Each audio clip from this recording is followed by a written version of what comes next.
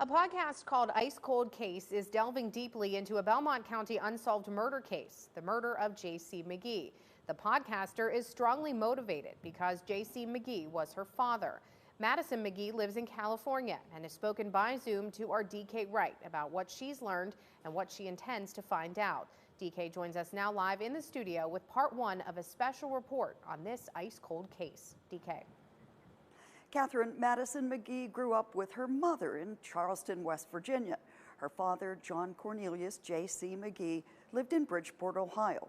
She would see him on special occasions and has memories of good visits with her dad. But on today's date, July 11th of 2002, that all ended. J.C. McGee was shot to death.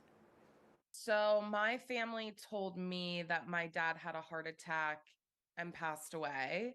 When she was 16, Madison learned her father had been murdered, but no one was ever tried or convicted. And so I think that made it a little worse. As a millennial who grew up with true crime shows, her journey became clear. This podcast, Ice Cold Case, was personal.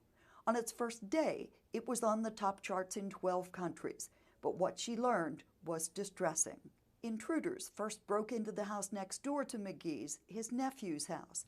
They tied up his nephew and his nephew's mother and girlfriend, demanding, "Where's the money?"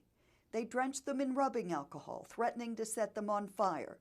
Then suddenly they left, going next door, where they shot J.C. McGee dead in his doorway.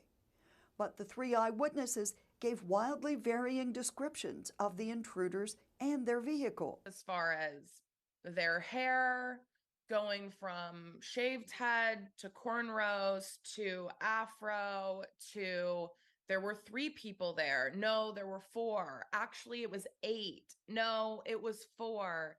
Those are all very different. We get, oh, it was a truck, a black truck. Oh, it was a black van, purple PT Cruiser, black SUV. The ever-changing statements have confounded 3 sheriff's administrations. Somebody out there knows exactly what happened. All they got to do is speak it. Madison believes it would be a great relief to someone who has carried a secret burden 21 years to finally speak out.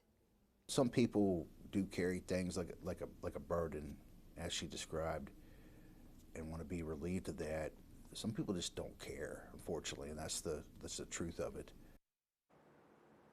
More about the investigation and strides in technology that could break the case tomorrow in part 2 of Ice Cold Case.